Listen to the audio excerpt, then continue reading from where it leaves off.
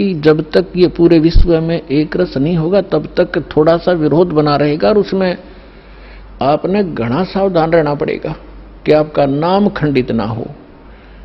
Value है, कहते हैं परमात्मा कहते हैं, जैसे माता गर्भ को रखे यतन बनाए और ठेस लगे तो छन हो तेरी, ऐसे भक्ति जाए।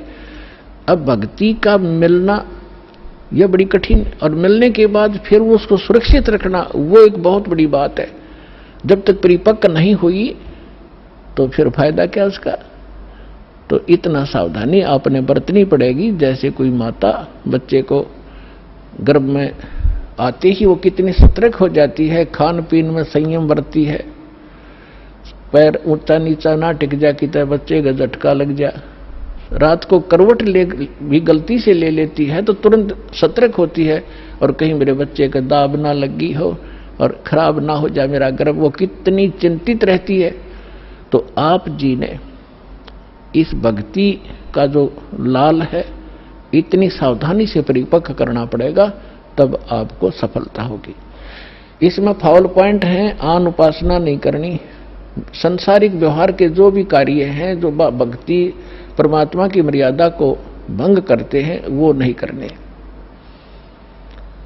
और फिर आप सफल हो जाओगे। तो अभी थोड़ी सी कठिनाई आपको चल रही है, घर घर में विरोध चल रहा है। पति ने नाम ले लिया, पत्नी नहीं मानती, मैं तो सारी पूजा करूंगी, तो कैसे ऐसा क्या कर रहा है।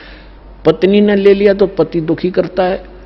तो धीरे धीरे ज्ञान से क्या होगा, ये ज्ञान ऐसा है कि आप घर पे चलाओगे और बच्चों पर भी असर करेगा, ना सुनेंगे तो भी कक्ष में सोए हुए व्यक्तियों पर भी ये वाणी असर करेगी। जैसे गारुड़ का मंत्र अचेत हुए उस सर्प के डसे हुए व्यक्ति पर जो सुन भी नहीं रहा, समझ भी नहीं रहा, और उसके ऊपर भी वो मंत्र बोल बोल कर उसके विष को उतार कर सचेत कर देता है।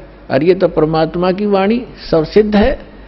ये तो अपने पशु पक्षियों के ऊपर भी ये वाणी जा रही है, उनको भी, उनके भी पाप डाउन हो रहे हैं। ठीक है, उनके पाप गणे हैं इसलिए पशु योनि मिली, तो वो पाप घटते रहेंगे। जैसे कपड़ा किसी का ज्यादा मैला है, हो गया है, मैल हो गया है, तो वो कई बार साबुन लगाने से स्वच्छ होगा, उज्जवल हो जाएगा। और जिसका थोड़ा मैला है, एक दो बार साबुन लगाने से उज्जवल हो जाता है। तो ये साबुन है, परमात्मा का जो ज्ञान है, सत्संग है, वचन है, ये साबुन और जल दोनों का काम करता है। तो धीरे धीरे ये सत्संग जिस घर में चल रहा है पड़ोसियों तक भी असर होगा आपका, और आपके घर के पशु पक्षियों पर भी इसका प्रभाव पड़ेगा।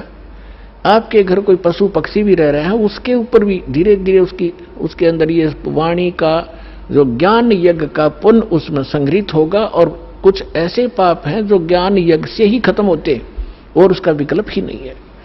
जैसे कपड़े को पहले थोड़ा मैला है तो जल से धो दिया, साफ हो गया, ज्यादा मैला है तो और भी मैल रहा तो साबुन लगाना पड़ा, और फिर भी कोई दाग दबा रह जाता है तो ड्राई क्लीन से साफ हो जाता है। तो इसी प्रकार ये सभी क्रियाएं हमें अपने अंतःकरण, अपने जीव के ऊपर, आत्मा के ऊपर जो मैल जमा हो गए, उन सभी पापों का नाश करने के लिए ये सारे ही साधन अपनाने पड़ेंगे, मंत्र के जाप भी करने पड़ेंगे, पांचों यज्ञ भी आपने करनी पड़ेंगी, और तब जाकर के आपकी भक्ति सफल होगी।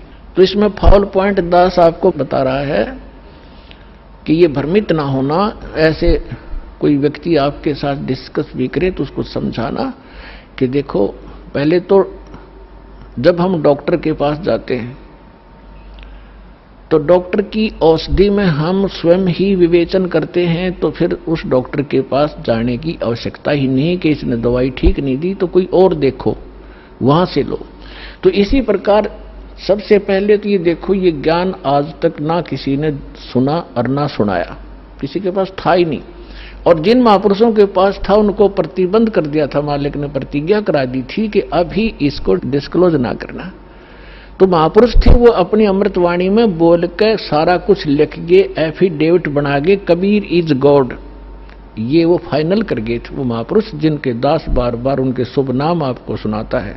और फिर हमारे सदग्रंथ उसी का प्रमाणित करते हैं कि कबीर इज गॉड। तो फिर ये क्लियर हो गया कि आज तक कोई हमें यही निर्णय नहीं करके बताया कि भगवान कौन है और कैसा है। अब जैसे रामकृष्ण को और विष्णु जी को, शंकर जी को भगवान मानने वाले, उनसे अगर हम पूछा करते थे कभी, वो कहता मैं समाधि लगाता हूं, भगवान देखा आपने? भगवान दिखता थोड़ा ही है, वो तो निराकार है। अरे ये विष्णु ब्रह्मा जी की मूर्ति रख रखी, ये क्या फिर? तो हमारा निराधार ज्ञान था, बेसलेस था, हम डामाडोल थे, स्थिर नहीं थे। और इसी प्रकार ये राधा स्वामी किसी ने पूछ लो या किसी महर्षि ने पूछ लो, अभी तक जिनके विचार रहे हैं, परमात्मा तो निराकार है, साकार आता जब रामकृष्ण रूप बन जाता फिर निराकार हो जाता है। तो खाक ज्ञान था इनको। वेद बताते हैं कि वो परमात्मा सशरीर है, मनुष्य दृश्य है, ऊपर सिंहासन पर विराजमान है और उसके सिर पर मुकुट है। ये तो वेद बताते हैं, राजा की तरह बैठा। और यही वो संत बताते हैं जिनको भगवान ने जिन आंखों देखा वहां पर। तो फिर इसमें कोई डाउट नहीं रहा कि हु इज गॉड और कैसा है वो भगवान। तो ये सारे कंसेप्ट क्लियर इस दास न करे, आज तक किसी ने नहीं किए।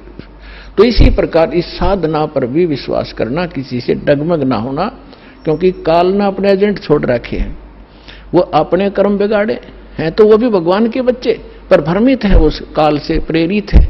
उनका दुर्भाग्य है कि वो अशुभ काम पर लगे हैं।